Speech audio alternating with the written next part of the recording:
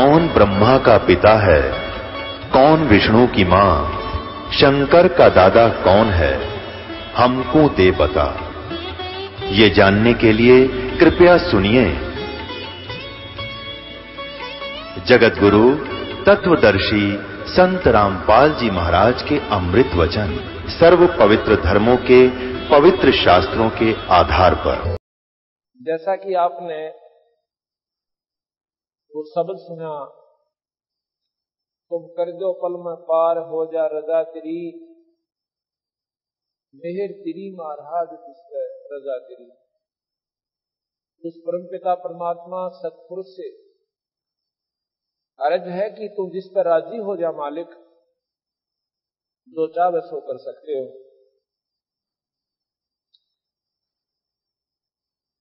काल कष्ट से जीव दुखी सुन, मन तुम्हारे तरस आया कि ना, सतलोक को छोड़ के सतगुरु इस काल लोक में आया कि ना। तपस्या पे जीव जड़े थे, उनको देख दुख पाया कि ना, वहां खूब हुई तकरार निरंजन गेल तेरी, तुम कर दो पल में पार हो जा रजा तेरी, मेहर तेरी महाराज जिस पे रजा तेरी। धर्मदास एक बहुत ही धनवान पुरुष थे, सेठ थे। इतने सेठ थे कि बांधवगढ़ शहर में रहते थे और बांधवगढ़ के नवाब राजा जो होते थे वो धर्मदास के परिवार से वित्तीय सहायता प्राप्त किया करते थे, उनकी मदद करते थे। वो इतना पैसे से परिपूर्ण वो हंस आत्मा, फिर भी परमात्मा में रुचि एक विशेष ढंग की थी। बांधवगढ़ मथुरा से लगभग 1000 किलोमीटर की दूरी पर पड़ता है और आज से 550 वर्ष पहले की पूर्व बात है। अब हम बांधवगढ़ होकर आए हैं, जबकि सड़कें प्रॉपर बन गई है और गाड़ी में भी वहां पर बहुत समय लगा हमें जान में, यानी कार के द्वारा। और ऐसे उबड़ खाबड़ वहां पर रास्ते हैं, कभी नीचे उतर गए पहाड़ हैं और कभी ऊपर न चढ़ गए, और कभी ऐसे बांगे टेढ़े से कसूते जंगलामा का। इधर इतनी ऊंची पहाड़ नजर आवश्य तो नीचे साइड में नाला घना है। उस समय वो नाले इतने थे जिनको घाट बोलते हैं, और वो हिम्मत करके वो परमपिता परमात्मा की प्यारी आत्मा वो धर्मदास सेठ बांधवगढ़ से पैदल चला और मथुरा के अंदर पहुंच गया। कितने दिन में पहुंचा होगा? मेरे ख्याल में तो 1 महीना लग गया होगा उस परमात्मा प्यारी आत्मा ने, क्योंकि उसमें ना कोई ढंग के रास्ते थे और बारिश होगी तो वो पानी तो भर गया। रास्ते में भयानक जंगल आते थे, क्योंकि जंगल पहले वैसे नरे होया करते थे, अब भी बहुत रह रहे वहां पर। अब भी वहां पर नेशनल पार्क, राष्ट्रीय उद्यान बनाया हुआ है सरकार ने, एमपी सरकार ने, और उसमें शेर और चीते दोबारा छोड़ रखे। इतना जंगल है, वो बिना प्रयोग किया जाने वाला, उसको यूज नहीं किया जा सकता, प्रयोग नहीं किया जा सकता, ऐसा क्षेत्र है वो, पहाड़ी क्षेत्र। तो वहां पर इन्होंने, सरकार ने जो है शेरों के लिए वहां पर अब दोबारा वहां पर वास दिया शेरों को, और दूसरे जो चीते वगैरह है उसमें छोड़ दिए। और पहले सवते नरे हुआ करते थे, अब उसने अपनी जान की भी परवाह ना करके परमात्मा को पाने के लिए सिरदर्द की बाजी लाकर मथुरा पहुंच गए। मथुरा में आकर भगवान कृष्ण की बहुत तगड़ी साधना किया करते थे।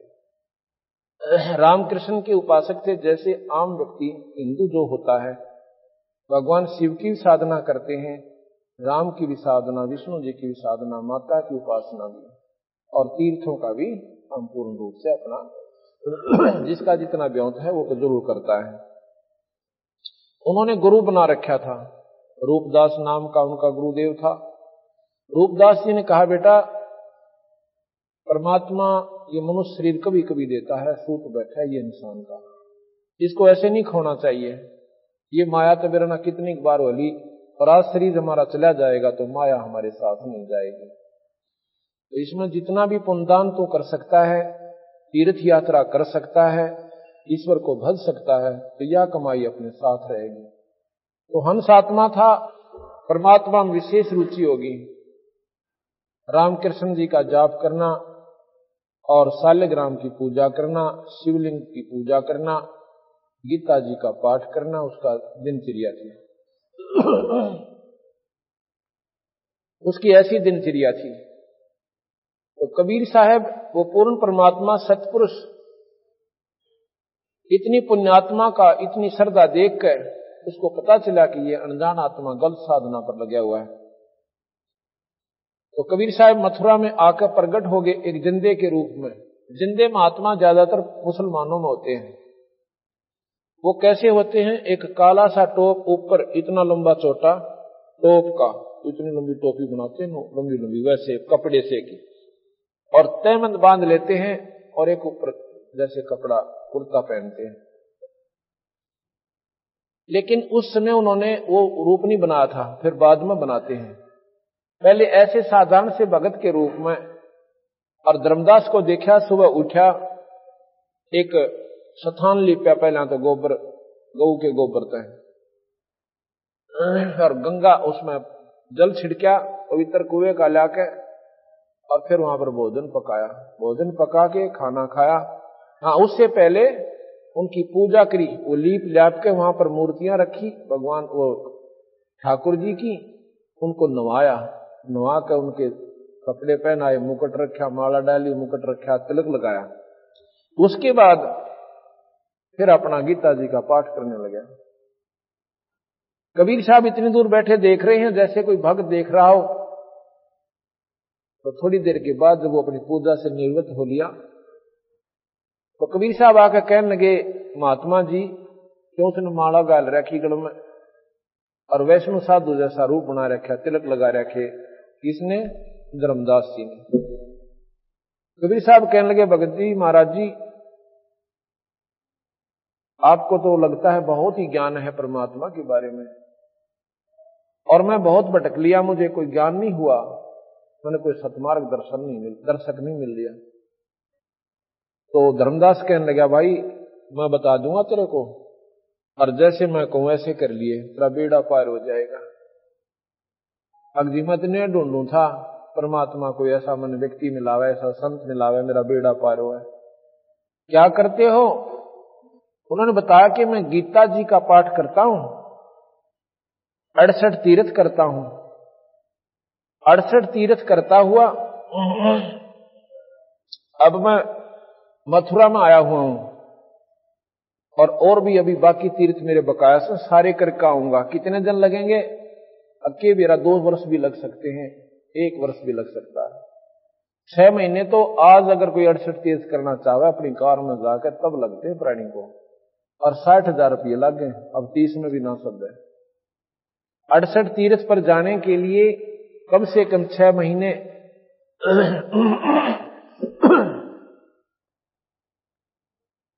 और 60,000 रुपये का खर्चा हुआ है। तो वो कहने लगा, भाई ठीक है जी, बड़ी बढ़िया बात बताई आपने, और क्या करते हो? कि गीता जी का पाठ करते हैं हम। अच्छा जी, और शिव शंकर का शिवलिंग पूजा करते हैं, गुरुदेव की श्रद्धा, गुरुदेव की पूजा, गुरुदेव की सेवा एक विशेष ढंग से आदर भाव से करते हैं, और ऐसे ही तू करया कर, आपका बेड़ा पार हो जाएगा। अच्छा जी। वो कबीर साहब कहते हैं, जी एक बात बताओ, इस तीर्थ के अंदर जिसमें हम स्नान करने जाते हैं, मैं ऐसे ऐसे फला तीर्थ पर गया था, वहां देखा कि इतना गंदा पानी, और उसमें जीव जंतु निरे, और वो जीव जंतु जब उस तीर्थ में पहले ही विद्यमान थे, यानी वहीं पर रह रहे थे, तो वो तो महाराज जी कति मुक्त हो जाएंगे, उनकी मुक्ति तो जरूर हो जाती होगी। अब धर्मदास जी बड़ा सहम सा गया कि बात तो इसने इसी कर दी कि जो पहले ही जीव उसके अंदर विद्यमान है और जो 24 घंटे उसके अंदर रहे वो नाव है, वो तुम्हारा जी सब तो पहले पार होते होंगे फिर। और जो स्नान करने प्राणी जाता है, तीर्थ में जब स्नान किया जाता है तो सूक्ष्म जीव जो पानी के अंदर दिखाई भी ना देते और वो हाथों की रगड़ से मार दिए जाते हैं। क्या महाराज जी वो पाप नहीं लगेगा? भगवान कबीर साहब उस जीव आत्मा को महाराज जी कह के पुकार रहा ताकि वो राजी होगा बता दे सारी बात को। तो धर्मदास कहने लगा भाई जी पाप तो देखो होता ही होगा, वो पाप तो पाप है, जीव हिंसा तय कितना कर ले, इतना ज्ञान उसने जरूर था। और एक बात बताओ, रामकृष्ण जब नहीं थे तो क्या परमात्मा पहले था को नहीं? राम तो त्रेता में, कृष्ण जी द्वापर में। उस ईश्वर का नाम तो जी कुछ और ही होगा जो सतयुग में उपास्य था, नाम से वो मुक्ति बताता है। धर्मदास एकदम सहम सा गया, नो बोला हम व्रत करते हैं एकादशी का। अच्छा व्रत करते हो, व्रत करने से क्या लाभ होता है? कहते स्वर्ग प्राप्ति होती है। कबीर साहब कहने लगे एक बार अकाल पड़ा था, इतना भयंकर अकाल पड़ा था कि सारी दुनिया आंधी होकर मरी थी और अन्न के दर्शन भी ना हुए थे, पत्ते भी खत्म हो गए थे वृक्षों के खा खा के, और फल तो मिले कहां थे। उन जैसा व्रत तो मेरे ख्याल कोई कर भी नहीं सकता, आप तो कदे भी नहीं कर सकते धर्मदास जी। और उसमें सारी एक कमते लेकर और माउसताई और फिर एक कमते लेकर पणवासी ताई सारी तिथि आ गई थी और आंधे होकर कुछ 40 मौत मरे थे। मेरत या तसली होती कोई ना, हूं आपको हो सो मैं नकारा करता कोई ना। धर्मदास कहने लगा हम जीव हिंसा नहीं करते कोई भी, और ऐसे बड़ा हमारा सबसे उत्तम पंथ है वैष्णो धर्म। कहने लगे आप कहां से चले हो? कि बांधवगढ़ से आया हूं। कितनी दूर है यहां से? कि जी हजारों किलोमीटर। उसमें कोस होते थे कि लगभग 400 450 कोस पड़ता है। और पैदल आए? कहां जी पैदल आया। कितने जीव मारे रास्ते में आपने? आप अपने स्वार्थ की खातिर निकले, आत्म कल्याण भी एक स्वार्थ ही है। और वो बेचारे अपने बच्चा के चुग्गे खातिर, कोई कीड़ी चीटी अपने बिल से निकली और वो तू ऐसे मारा भगदी, उनका भी लेखा तेरे सिर पर होगा। यहां पर गीता जी में लिखा कि जैसे कर्म प्राणी करेगा वो दोनों भोगने पड़ेंगे। धर्मदास ने बोला जी न्यू तो लिख रखा है, तो फिर ये दोनों भोगने पड़ेंगे भाई तुझे। ये तीर्थ का मान ले पुण्य तो होया एक, और इसमें 2 घड़ी स्वर्ग मिलेगा, और इन पापों का प्रतिफल तुझे 1000 नरक मिलेगा, 1000 वर्ष नरक मिलेगा।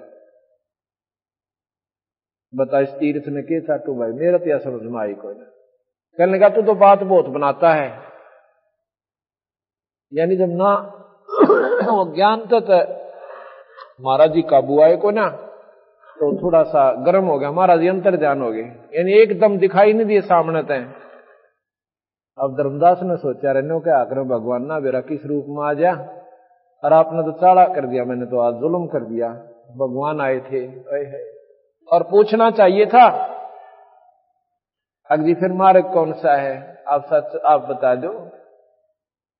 जबकि मेरे सारे आंकड़े खत्म, और उसकी बात 100 की 100 वजनदायक, और फिर भी अभी मानवसन नहीं माने, अब ये फिर भी ना माने, अब ठीक है मेरे हिसाब तो है, अब ये फिर भी ना माने तो भाई अंतर्जान हो गया हो महाराज जी। अगले दिन अब वो एकदम झटका सा तो लगा उसको, सवेरे सवेरे वो फिर नहा धो के और ऐसे ही अपना लीप के वो करके सारी प्रक्रिया और खाना बनाता है।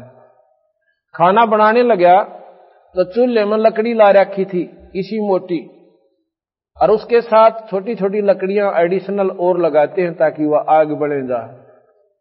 सारा खाना बना लिया उसने, अपना भोजन और स्वयं बनाया था, तो वह लकड़ी जड़ती जड़ती जब उसके सामने आई, बीच से लकड़ी थोथी थी, और उसमें देखा कि वह पाछे तक काली हो रही सारी चीटियां थे, उसमें से कीड़ियां निकल रही, चीटियां, और अपने बच्चे मुंह में ले रही अंडे, और कुछ उसके मां जो बाहर लकड़ी के पीछे एक गर्म होने से एक विशेष पदार्थ छोड़ देती वह लकड़ी, और वो पानी सा इतना उबल रहा होता है और उसमें पड़े और उसके सामने पटर पटर जैसे चटक पटक होकर मर रही हैं। और उसने देखा उत्तरी की धर्मदास के विचार आया कि यह तो कम से कम भी 3 फुट की लकड़ी थी, और इसमें सारी में ये कीड़ी थी, तेने तो जुल्म कर दिया, इतने प्राणी मार दिए, मेरे ख्याल भी नरक भी परमात्मा ने न्यारा बनाना पड़ेगा मेरी खातिर। ओए होए होए। अब के विचार करा, क्योंकि आस्था परमात्मा में बहुत गणी थी, ईश्वर ने विचार अब पे मतलब वो प्रेरणा आई सद्भावना पूर्वक कि आज मैं इस अन्न को नहीं खाऊंगा, इस सारी भोजन को बात को किसी महापुरुष को खिला दूंगा, संत को, मेरे पाप कट जाएंगे, मेरा पीछा छूटा, मैं नहीं खाऊं इस बार। अब उस अन्न को लेकर उस थाली में धरकर और चलता है, सामने बंदी छोड़ कबीर साहब एक जिंदा रूप में बैठ जाते हैं, जो ऊंचा सा टोप, दाढ़ी बड़ी हुई, और वहां पर बैठ जाते हैं एक वृक्ष के नीचे। धर्मदास ने सोचा महाराज जी वो बैठे, लेकिन वो शकल वो नहीं थी जो पहले दिन वार्ता हुई थी। धर्मदास ने जाकर नमस्कार किया और उनके आगे वो भोजन की थाली धर दी। महाराज जी भोजन पाओ, लगे है आपने भूख लगी है। कहाँ भाई भूख का टाइम हो रहा है, 10 बज गए दोपहर सुबह के, भूख तो लगी धर्म भगत जी।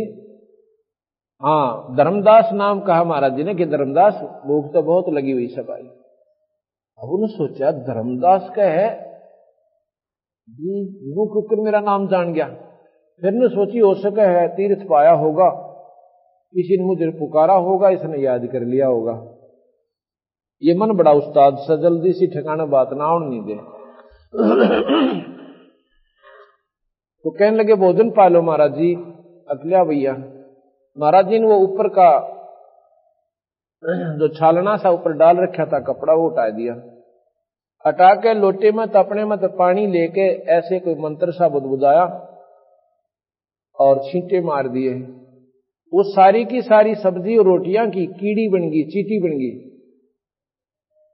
और काली थाली होगी पतई। और नो निकलो बेचारी वो अपने बच्चे मुंह में लेकर नो बोला रहा धर्मदास तेरे तक कसाई भी चोखा, इतने पाप के भोजन को और मुझे खिलावे और रोज तू प्रतिदिन खावे। और फिर उसी स्वरूप में आगे जो पहले दिन वार्ता करी थी, तू क्या कहे था मैं जीव हिंसा नहीं करता, इतनी जीव हिंसा यहां पर होती है भगत जी तेरे पर गिने भी कोई ना जा, और इतना पाप तेरे सिर पर धर देता ही काल बली, और बेकार आख्या तुम्हारे को कि तुम पुण्य कर रहे हो। पुण्य थोड़े और पाप गणे।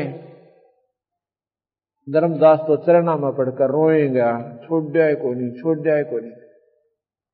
महाराज जी कहते हैं सुन भाई मैं खुद स्वयं परमात्मा हूं, पर नो विश्वास हुआ क्यों करे, क्यों नहीं हुआ, क्योंकि हमारे इधर ज्ञान ऐसा गढ़ रखा कि परमात्मा आकार में आता है को ना, उसकी परिभाषा न्यारी है, उसका तो रूप ही कुछ और है, वो तो देखा ही नहीं जाता।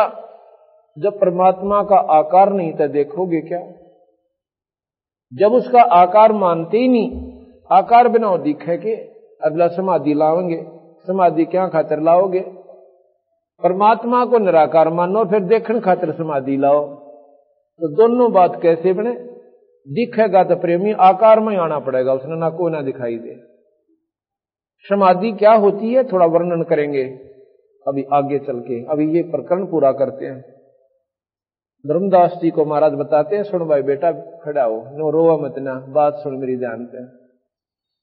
कबीर साहब ने जब कहा मैं परमात्मा हूं, धर्मदास ने बोला महाराज यह बात मेरा दस्ती को ना, क्यों नहीं दस्ती, आप रोटी भी खाओ, आप पानी भी पियो और चलते फिरते नजर आओ, और मनुष्य कैसे दिखो, मैं क्यों कर मानू आप भगवान हो।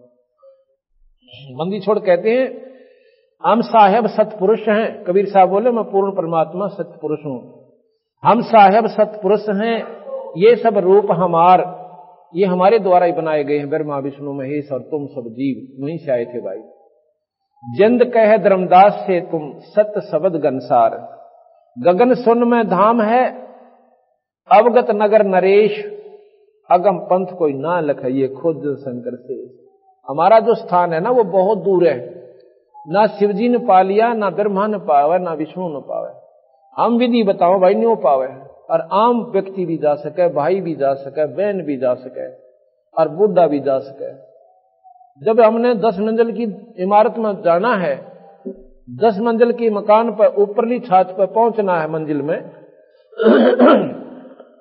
तो कोई तो पीछे से चढ़ रहा है, कोई बराबर से चढ़ रहा है, और कोई सामने से लटक रहा है। कोई झांकी तक पहुंच गया एक मंजिल में, वहां से दौड़ पड़ा। ये रास्ता उस वहां तक पहुंचने का नहीं है। अगर किसी के पास चाबी है वो मालिक आवे और अपने महल में ताला खोले और जीने में कह बूढ़ा ठेरा लूला लंगड़ा सहज सहज और पहुंच जावे। इसी प्रकार विधि ठीक हो परमात्मा पाने की तो आम व्यक्ति गृहस्थी सबसे पहले पार हो सकता है। अगर परमात्मा वही लोग पावे जो जंगल में बैठ जाते हैं तो हम क्या खातिर बाट देखें, फिर किस लिए गीता के पाठ न करते हैं, किस लिए हम राम राम कर रहे हैं। तो हमारा तो नंबर है कोई ना वक़्त देवी। तो गरीबदास महाराज ने, कबीर साहब ने यही भ्रम तोड़ा, भाई इस अंधेरे नटा दो। परमात्मा पाने के लिए कितने भी संत वो सब गृहस्थी भी पार हुए हैं। जैसे दरो को पार मानते हो और प्रहलाद को पार मानो। दरो ने 5 साल की आयु में, 5.5 साल की आयु में परमात्मा पाया, उसके बाद शादी करवाई 16 साल की आयु में और शादी करवा कर फिर 30,000 वर्ष राज किया पृथ्वी पर, क्योंकि उसका बड़ा भाई उत्तम मर चुका था जिसको उत्तानपाद ने राज दे दिया था।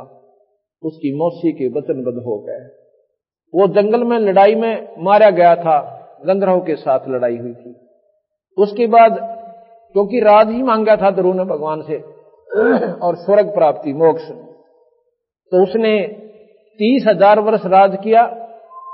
और 2 शादियों का प्रमाण सुख सागर में मिलता है कि दरू की 2 शादियां हुई और फिर स्वर्ग में गया। इसी प्रकार प्रहलाद ने 10 साल की आयु में हिरण्य को नरसिंह प्रकट हुए, दर्शन हुए, उसके बाद ब्याह करवाया। और राजा बलि जिसने 100 यज्ञ करी थी, 100 मन देसी घी की, और जिसने स्वयं भगवान विष्णु बावना बनकर आए थे, वो राजा बलि प्रहलाद का पोता था, बैलोचन का लड़का था। प्रहलाद का लड़का बैलोचन था, बैलोचन का बलि हुआ। तो महाराज कहें, और गरीबदास महाराज छुड़ानी में हुए। एक जमींदार के घर में जन्म था, 4 लड़के 2 लड़की हुई, और उनका सारा प्रक्रिया करी, बच्चे पालन पोषण किया और खेत में काम किया। परमात्मा पाया, ढोल के डंके पर गाया और यह विधि बताई कि ये रास्ता आपको बिल्कुल आसानी से पार कर देगा।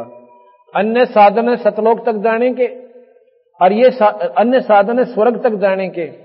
और कबीर साहब गरीबदास जी का जो नाम मंत्र है वो सतलोक ले जाने का, यानी जहां पर ब्रह्मा नहीं जा सकता, जहां विष्णु नहीं जा सकता, जहां शिव नहीं जा सकता। क्यों नहीं जा सकता? क्योंकि ये सतनाम और सारनाम उपासक संत जिसको अधिकार हो वो देव है, और उसके नाम का जाप वो प्राणी गुरु मर्यादा में रह के करे तो वो जा सकता है। तो ब्रह्मा विष्णु महेश को कबीर साहब स्वयं आकर मिले थे, उनको प्रथम श्रेणी का नाम दिया था, ब्रह्मा को भी, विष्णु को भी, शिव जी को भी। दूसरी श्रेणी का जब नाम देने के लिए वो गए सतनाम का, तो निरंजन ने उनकी बुद्धि फेर दी, उनमें प्रगट हो गए। ब्रह्मा कहता है कि महाराज जी देखो, वेद से ज्यादा मैं नहीं मान सकता, ये प्रमाणित शास्त्र है परमात्मा के प्रगट किए हुए। कबीर साहब ने कहा कि भाई ब्रह्मा, उस मालिक ने एक सूक्ष्म वेद और दिया था, लेकिन उस सूक्ष्म वेद निरंजन ने छुपा दिया, ये आप तक नहीं आने दिया। वो सूक्ष्म वेद का भेद मैं पुनः आपको देने के लिए आया हूं। नहीं माना ब्रह्मा जी भी। विष्णु जी ने भी ऐसा ही कहा, महाराज जी हमारे पास 4 पदार्थ हैं, अर्थ धर्म का मोक्ष, उसके किए कर्म का, धर्म धार्मिक कर्मों में रुचि बढ़ा दें, क्योंकि गीता जी के ज्ञान से, रामायण महाभारत के पाठ से अंतःकरण साफ हो जाता है, भक्ति करने में रुचि बढ़ जाती है, काम मनोकामना पूर्ण हो, और मोक्ष कहते हैं स्वर्ग प्राप्ति कर दें। अंतिम यहां का स्वर्ग है 21 ब्रह्मांड तक। इसी प्रकार शिवजी को कहा, शिवजी ने भी वैसे महाराज का आदर बहुत किया शिव भगवान ने कबीर साहब का, लेकिन ये बात आगे स्वीकार नहीं करी। कहते हैं जी ब्रह्मा जी ने बताया वेदों में, ओम तो बड़ा मंत्र नहीं और निरंजन से ऊपर भगवान नहीं, ब्रह्म से ऊपर कोई शक्ति नहीं। अच्छा भैया कोई बात नहीं। तो इस प्रकार जब तक सारनाम सतनाम नहीं प्राप्त होता, प्राणी पार नहीं हो सकता। गरीबदास जी ने लिखा, हम बैरागी ब्रह्म पद और सन्यासी महादेव, सोहम मंत्र दिया शिव जी को, वो करे हमारी सेव। वो शिव भगवान भी हमारी सेवा करता है। लेकिन आज हम इस स्थिति में हैं कि कबीर साहब को प्रथम तो शक्ति स्वीकार कर करा जी को ना कि इसमें कोई शक्ति है, क्योंकि हम उनको एक कवि, एक दुल्हा, बस इससे आगे स्वीकार नहीं कर पाए। क्यों नहीं कर पाए? क्योंकि उनकी लीलाओं का हमें ज्ञान नहीं हुआ। भगवान राम और कृष्ण शिव विष्णु जी को हमने क्यों परमात्मा स्वीकार किया? उनके जीवन चरित्र पढ़े। रामायण के अंदर भगवान राम की महिमा और राम कृष्ण लीला के अंदर भगवान कृष्ण की लीला बचपन से लेकर और आखिर तक हम सुनते चले गए। जो उन्होंने चमत्कार किए, जो उन्होंने लीलाएं दिखाई, उनके द्वारा हम इतने आकर्षित हो गए इनकी तरफ कि ये पूर्ण परमात्मा मान लिए। महाराज ने ये नहीं कहा कबीर साहब ने कि ये परमात्मा नहीं है, ये तीन लोक के भगवान है, तीन लोक के साहिब हैं। और तीन लोक के परमात्माओं में जो शक्ति होती है इनमें परिपूर्ण है।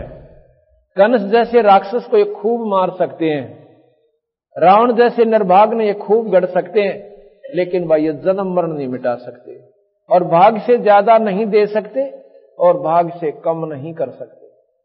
और कबीर साहब क्या कर सकते हैं? ये भाग बढ़ा भी सकते हैं, ये घटा भी सकते हैं माड़े कर्मों को इनमें, और सतलोक प्राप्ति करवाएंगे, स्वर्ग नहीं जाने देंगे। यजुर्वेद के अंदर भगवान कबीर साहब की महिमा कई स्थान पर गाई गई है।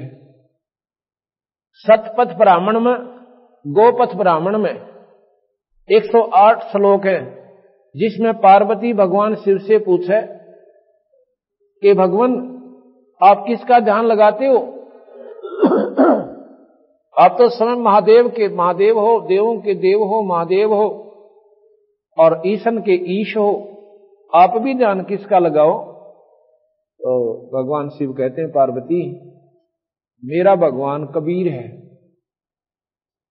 वो कहती है कबीर तो हमने पहली बार सुना भगवान, अब यह तो गलती खारी दुनिया। ये वो शक्ति है कि इसके बराबर इस ब्रह्मांड में कोई ईश्वर नहीं है। 108 श्लोकों में कबीर नाम की महिमा का न्यारा न्यारा वर्णन आपको वहां पर पढ़ने को मिलेगा। इस प्रकार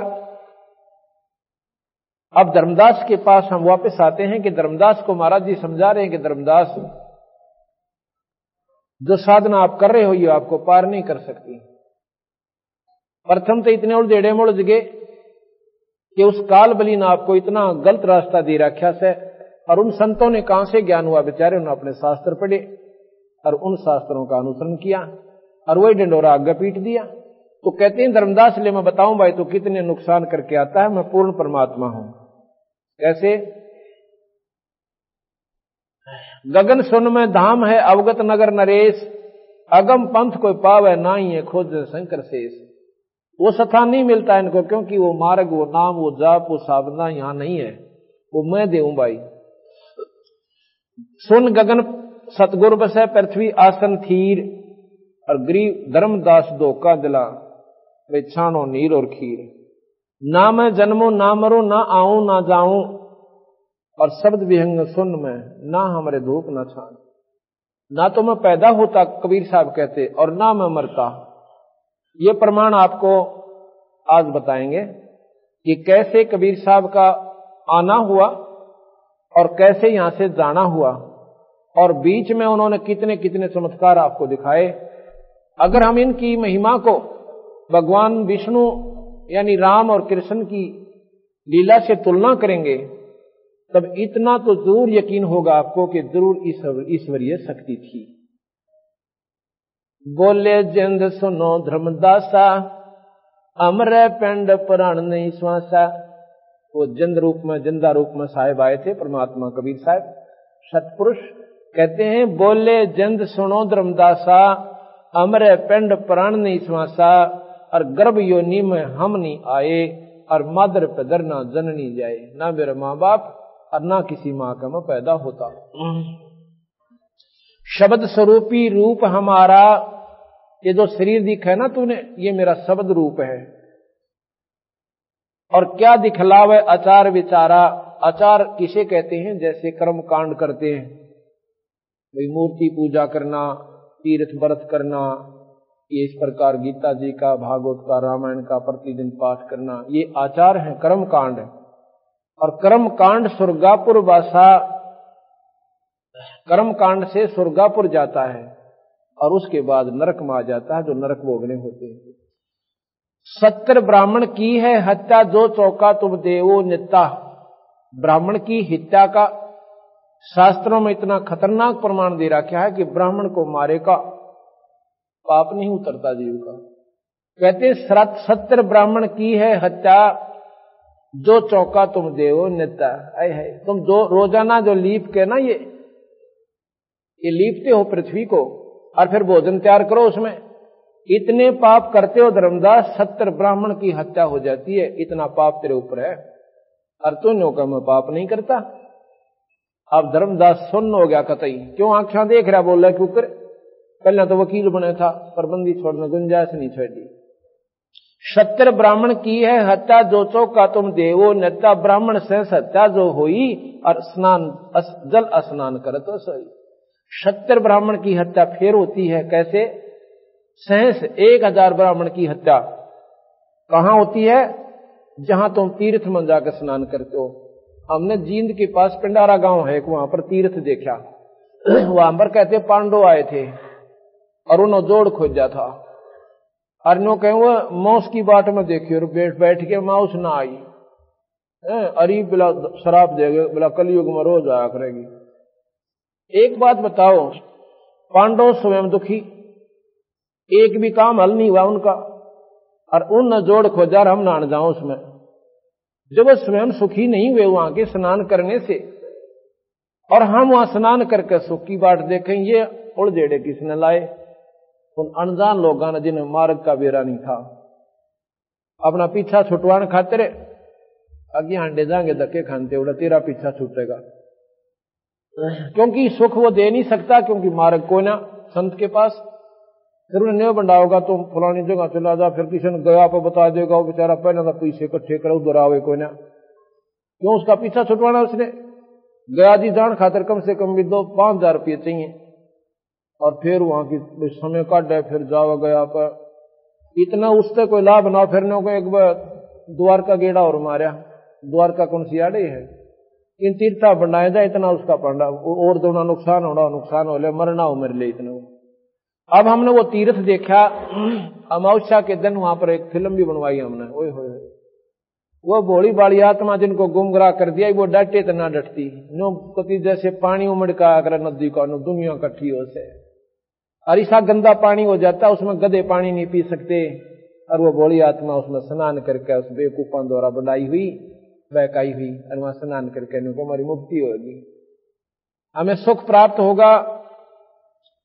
तो कहते हैं ब्राह्मण से हत्या जो हुई और जल स्नान करे तो सोई। उसमें क्या कितने जीव रगड़ रगड़ के मसल मसल के उनका कचूमर निकले, आराम मुक्ति की बात देखे तेरेगी।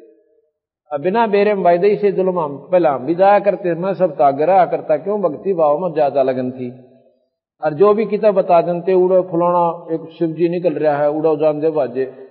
अब शिवजी के निकला मूर्ति दरी पाई हुआ, किसी को उधर गया होगा। एक बताते हैं एक ने ऐसा खेल खेला तो शिवजी निकालन का कि एक खेत में बैठा थोड़े से दिन वो महात्मा, और वहां की एक रैग बोरी चना की दाब खुर्दवा के खड़ा, बोरी चना की दाब दी रात ने, और उसमें एक मूर्ति धर दी शिव जी की, ऊपर 1 फुट 1.5 फुट माटी घेर दी, और फिर 6 महीना पाछा फेरा, उस पर घास जमा पाया उड़े, उतनी निशानी पुकी करेली थी। गांव में डंडोरा पिटवा दिया अपने जो सेवकों द्वारा, बोला भैया शिव जी निकलेगा परसों, उड़े पानी गिरना शुरू कर दिया। पानी डाला, दूर से बना रखा उसने पानी का भी सिस्टम, एक नाली सी को बना के उसमें पानी ठोक दिया, वो चने फूल गए, फूल के चने हुआ शिव जी निकलने लग गया, सारा गांव इकट्ठा हो गया और मार बगन हो गया भाई उड़े। और शिव जी का मुंह दिखा था, इतने लोगों ने ढक दिया लोटा का, मंड दियो कर लिया होगा, गुआंडा ते डूंडा पाट गया, वो करके इकट्ठा सारे नमालनर वो जा से वो जा। अच्छा उन्हें सोचे भाई चल बाबा जी जगह शिव जी ने तक मंदिर में स्थापित कर देते हैं। वो जब खाया तले तो वो चने गेल चिपटे आए उसके, ऐतरा बुलाओ, वो फिर खोजा, उसमें एक बोरी चना की ठोक रखी ठहरी। तो इस प्रकार बेवकूफ बनाकर वो शिव जी काट दिया धरती में। परमात्मा धरती में कोई पत्थर बनकर रहता है, वो सर्वव्यापक है। फिर तो इसमें भी है वो, देखो न सोते इसमें नहीं है, वो कण कण में विद्यमान है, इसलिए उसको पाने का स्थान अपना शरीर है, इसमें मिलेगा और कितना पावे को नहीं। और नहीं तो फिर आकार रूप में राम आए कृष्ण आए, उनके देखने से कौन पार हो गया। अगर नाम बिना पीछा छूटता हो जीव का, तो भगवान कृष्ण देख रहा कितना देखा था, और सारे पार हो जाते दर्शन से होते। तो ये तो नाड़ी आंट पकड़ा रखी हमारे ताई, और हमने को ज्ञान मिलाना इस मार्ग का। ब्राह्मण से सत्या जो होई, जल स्नान करत हो सोई, चौके कर्मी किट मर जाई, सूक्ष्म जीव जो दर्शे नहीं। चौके में लिपो हो ना, इतने जीव हैं जो दिखते भी को ना, और वह नो के सारे मरे हैं, और तुम्हारे को बहुत पाप हो से। चौके कर्मी किट मर जाही, सूक्ष्म जीव जो दर्शे नाही। पृथ्वी ऊपर पग जो धारे, कोट जीव एक जन्म मारे। करें आरती संजम सेवा, ये अपराध उतरे ना देवा। हरि बाती पृथ्वी के रंगा, कोट अनंत कोट उड़े पतंगा। तारक मंत्र कोट जपाही, वो जीव हिंसा उतरे नाही।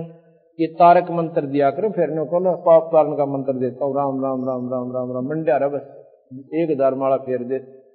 कहते हैं ये तारक मंत्र कोट जपाही, और वो जीव हिंसा उतरे नहीं। अगर राम के नाम तय और पाप कटे, तो भगवान राम ने स्वयं दंड भोगना पड़ा उस अपने किए हुए कर्म का। कैसे कि भगवान राम ने सुग्रीव के भाई बाली को मारा था,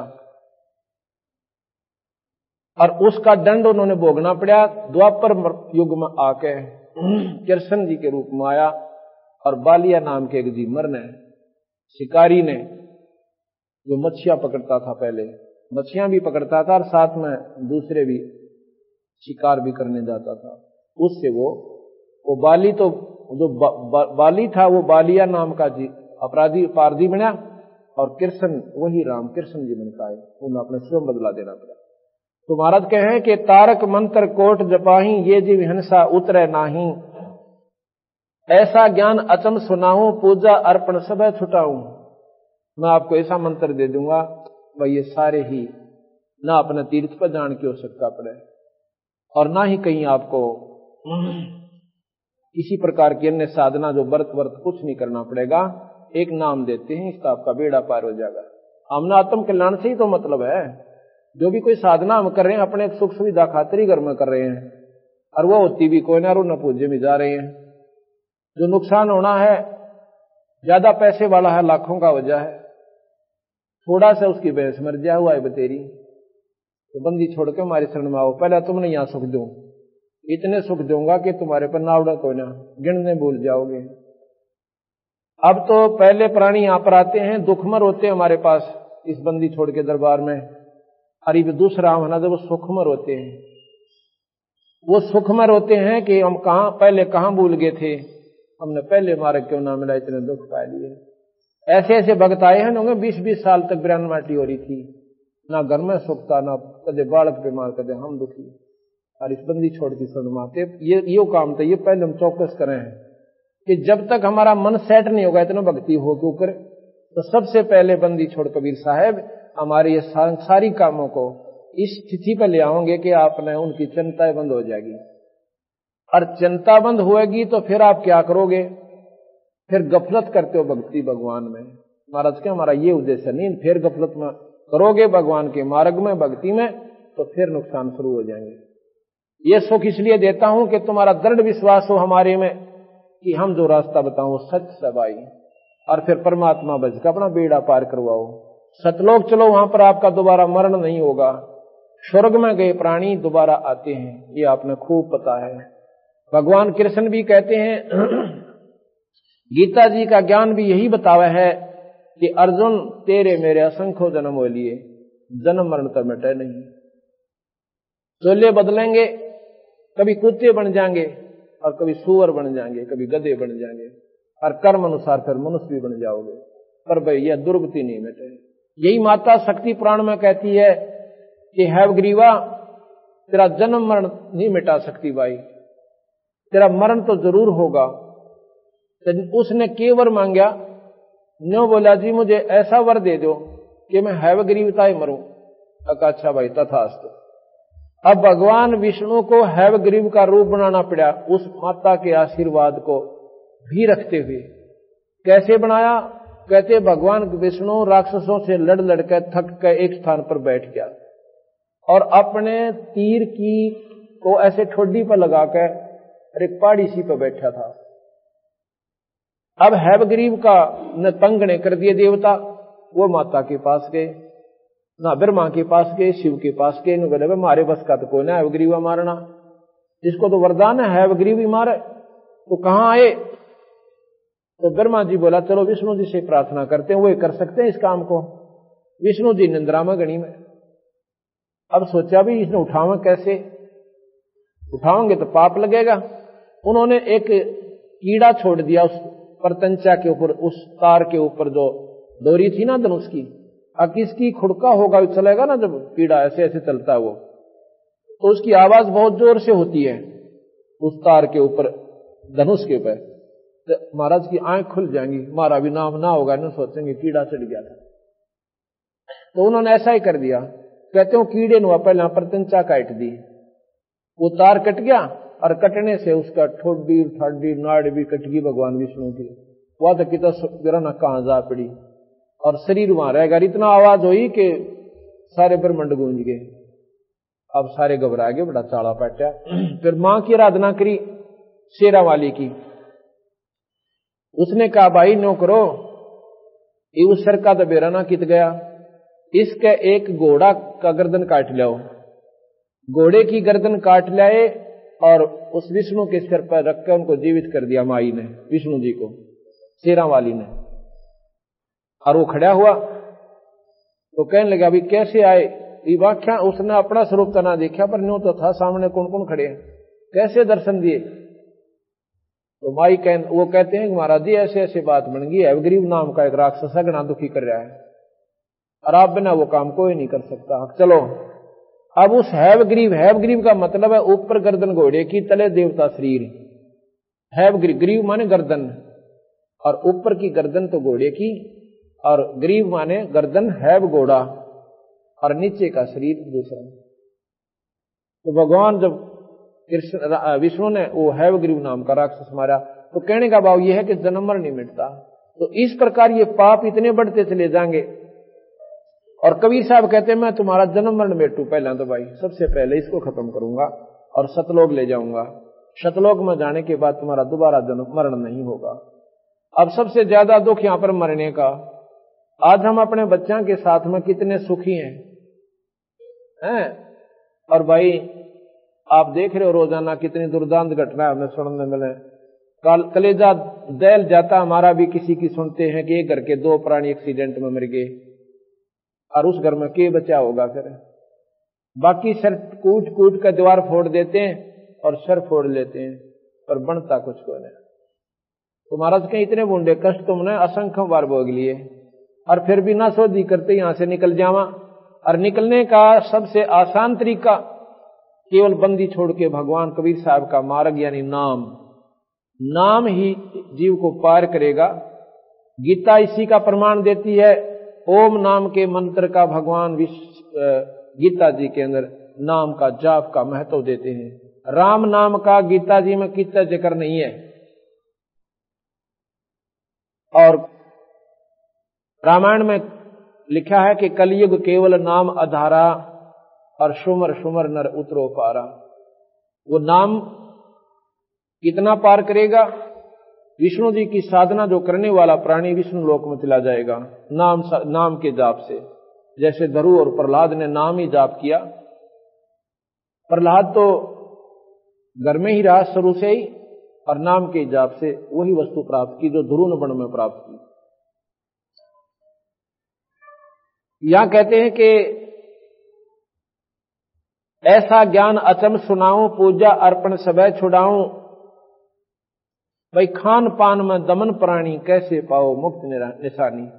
खाते हो ना उसमें भी जीव मरते हैं, पानी पीते हो उसमें भी जीव होते हैं, दूध से दही बनती है उसमें भी जीव होकर पैदा होकर मर जाते हैं, उसमें भी पाप हो। तो भाई तुम पीछा के ऊपर छूटे। तो धर्मदास कहने लगा महाराज जी फिर ये पाप तो होते ही रहेंगे जब तक हम आखिर तक रहेंगे। महाराज जी बात कहते मैं बताऊंगा। हमारे पास एक ऐसा मंत्र है, ऐसी दवाई है कि पहला तेरे पाप कर्मान फूकेगी कि जब ही नाम हृदय धरो भयो पाप को नाश। और जैसे चनगारी आग की भाई पड़े पुराने घास, ढेर लाग रहा हो घास का, चाहे 50 फुट ऊंचा और 10 किल्ला में कहो सूखा घास यानी पाती वगैरह पराल इनकी दानों की, और एक चनगारी एक तिल्ली ला दो उसने फूक के और कति धरती का मिला देगी, हवा आवेगी उसने ठा के भगा देगी, उससे जनजोगी नहीं रहे। तो इसलिए महाराज कहते हैं हमारे पास एक ऐसा मंत्र है जो पहले पाप कर्मान काटेगा और तुम्हारे पुण्य प्रफुल्लित होंगे। ये ना ब्रह्मा के जाप से हो सके, ना विष्णु के हो सके, ना शिव के हो सके, क्योंकि ये आपको इनके नामों से आपके पुण्य बढ़ेंगे, आपकी भक्ति बढ़ेगी, और पाप बढ़ेंगे वो पाप भी गिले बढ़ेंगे। क्योंकि यहाँ दोनों भोगे हैं, पुण्य और पाप। पुण्य के लिए स्वर्ग है और पाप के लिए नरक है। जो ना स्वर्ग में भोगे हैं ना नरक में भोगे हैं वो कर्म आपने इस 184 के गट्टे में भोगने पड़ेंगे। ये ऐसा नियम निरंजन ने बनाकर ये कानून और ब्रह्मा विष्णु में इसको दे रखा है। इसको ये बदल नहीं सकते। हिंदुस्तान के कानून को कोई नहीं बदल सकता जो बना दिया गया, इसका अनुसरण करने से लाभ होगा। इसी प्रकार इन्होंने आगे गीता जी द्वारा और रामायण महाभारत के चरित्र दिखाकर यही बताया भाई इसमें रहना है हमारे लोक में, तो ये नियम तुमने निभाने पड़ेंगे, इससे तुम्हारे पाप कम होंगे और भाई पुण्य ज्यादा हो जाएंगे। पुण्य के प्रभाव से तुम काफी दिन स्वर्ग रहोगे और पाप कम होंगे तो थोड़े दिन नरक में जाना पड़ेगा। पर यह चक्र 84 का चक्र एक बार जरूर काटना पड़ेगा। ये नियम है यहाँ का 3 लोक का। कहते हैं कोट जीव जल अचमन प्राणी या मैं शंक शुभ नहीं जानी। कहो कैसे विध करो आचारम और त्रिलोकी का तुम सिरभारम। तू काहे का भी भगवान की भक्ति कर रहा भाई। कहो किस विध करो आचारम त्रिलोकी का तुम सिरभारम। और राप्ती सूक्ष्म एक ही अंगा अल्प जीव जूनी जत्संगा। राप्ती कहते हैं हाथी को और सूक्ष्म कहते हैं ना दिखाई दे वो जीव, यानी चींटी ले लो छोटी सबसे इकाई जो हमने दिखाई दे। ऐसी तो कीड़ी मारने का पाप है चींटी के, और ऐसे हाथी के मारने का पाप है। बाप का छोटा बेटा मरे उसने उतना ही दुख आवे और बड़ा मरे उसमें भी इतना ही दुख आवे माँ बाप ने। इसी प्रकार परमात्मा की दृष्टि में जो भी जीव छोटा मरे, चाहे वो अनजान में मरे चाहे जाने में मरे, उसके लिए उतना ही वो हत्यारा होता है। इसमें थोड़ा सा अंतर हो जाता है। इतना राहत दिया इन्होंने। यहां पर एक कानून है कि जिसने गुरु बना लिया, और गुरु हो पूरा जिसको आदेश हो नाम देने का, घर घर गुरु बन बैठे, उन भोली भाली आत्माओं ने 4 मीठी बात बनाकर और कहते हम नाम दे देंगे। नाम का सब न नबेरा राम हर कृष्ण राम हर कृष्ण, घना ओम कर ले, ये तो कोई भी बता सके, लेकिन अधिकारी बिनायु को नाम दिया हुआ फलता नहीं, ये काम नहीं करता। उस परमात्मा के दरबार में एक लिस्ट पाओगे जब आप यहां से जाओगे। उस लिस्ट में उस संत का जो यहां पर प्रमाणित है, जो नाम देने का अधिकारी है, उसका नाम पावेगा, उसकी फोटो पावेगी, और जब आप जाके अपने गुरु का नाम बताओगे, वो पार्षद सबसे पहले वो लिस्ट देखेंगे और उस लिस्ट में थारे गुरु का नाम नहीं पाओगा, सीधा नरक में ठोक देंगे। वो नकली पासपोर्ट होगा आपका, नकली पासपोर्ट वहां चाला नहीं चल सकता। इसी प्रकार जैसे भगवान राम और कृष्ण विष्णु आदि का आपने जाप भी करना है, भक्ति करनी है, तो उसके नुमाइंदे उस संत से नाम लो जिसको नाम देने का अधिकारी गुरु से प्राप्त हुआ हो। फिर उसका जाप करो, डट के विधिवत करो जैसे गुरु बतावे, आप स्वर्ग जाओगे। अब ये बार बार क्यों बताना पड़ रहा है कि स्वर्ग ना हम इतनी बड़ी चीज मानते थे कि इसका बराबर कोई वस्तु है कोई ना। अब उसकी तुलना में जब सतलोक देखा और ये ज्ञान देखा तो वो कुछ भी कौन पाया। उसके सामने इंद्र दा राज, इंद्र स्वर्ग का राजा होता है और राजा स्वर्ग भोग के इंद्र और गदा बनता है। तो गरीबदास कहे इंद्र दा राज काग दा बेस्टा, काग की बीट है इंद्र का राज, यानी स्वर्ग का राज भी। और जो हमारे जैसे 2-4 साल उसमें वैसे लेटन खातर जाओ अपने पुन इकट्ठे करके, वो बता के लूट के लाओगे वहां से, और ये 84 चक्कर ने का नहीं। कबीर साहब कहें भाई इस बखेड़े ने मेरे बिना कोई मिटनिया नहीं सर, क्योंकि सतलोक की जानकारी किसी ने दिए ना शास्त्र में पाई। और वो नाम ओम नाम को ये भी महाराज भी कहते ये उत्तम नाम से 21 ब्रह्मांड तक आपको सिद्धि दे देगा, स्वर्ग देगा, ऐसी सिद्धि दे देगा कि आकाश में उड़ जाओगे। ऐसी सिद्धि प्राप्त कर लेंगे ऋषिजन के कई चोले बना लेंगे, यहां भी दिखा वहां भी दिखा वहां भी दिखा। ऐसी बता नहीं कितनी बताई, ऐसी तो बना लोगे कि पृथ्वी के ऊपर चलते दिखोगे, ना पानी के ऊपर ऐसे चलेंगे वो संत जैसे पृथ्वी पर चलते हैं। तो कबीर साहब कहते भाई ये मुक्ति का साधन नहीं बने, फिर जन्म मरण ना बेटा इन बात आते हैं। इस ओम के मंत्र से यो काम जरूर हो जाएगा, पर 184 ना बेटा। और इस महाराज कहते हैं एक मंत्र और देंगे हम जिसको सतनाम कहते हैं, वो आपके यहां भी सुख देगा और सतलोक में ले जाएगा। हाँ, जैसे मैं बता रहा था ना गुरु का प्रकरण था, तो गुरु का क्या काम है, उपदेश ले लिया पूरे गुरु तय, विष्णु जी का भी पूरा गुरु हो, भगवान शिव का भी पूरा साधक हो, और सतलोक ले जाने वाला संत भी पूरा हो। तो पूरे का तात्पर्य है कि वो आदेश हो गुरु से कि भाई तू नाम दिया करे, तो वो लड़ी जुड़ जाती है उस परमपिता परमात्मा की शक्ति। जैसे थर्मल प्लांट से लाइट आती है बिजली, और आगे वो कनेक्शन उससे ठीक जुड़ा हुआ घर में तक पहुंच गया आपके, तो आपके बिजली वो काम करेगी जिसकी महिमा तुम सुना करते थे। अगर वो विधिवत नहीं आपसे जुड़ी हुई नहीं आई तो वो बिजली नहीं आपके घर में, ते बेशक पंखे लवाए रही हो। इसी प्रकार ये परमात्मा की शक्ति ऐसे विधिवत आती है और उसके नुमाइंदे संत एक तार का काम करता है, और उस संत के अंदर से परमात्मा आता है। संत के अंदर भगवान होता है। क्यों होता है कि जैसे तार में बिजली होती है।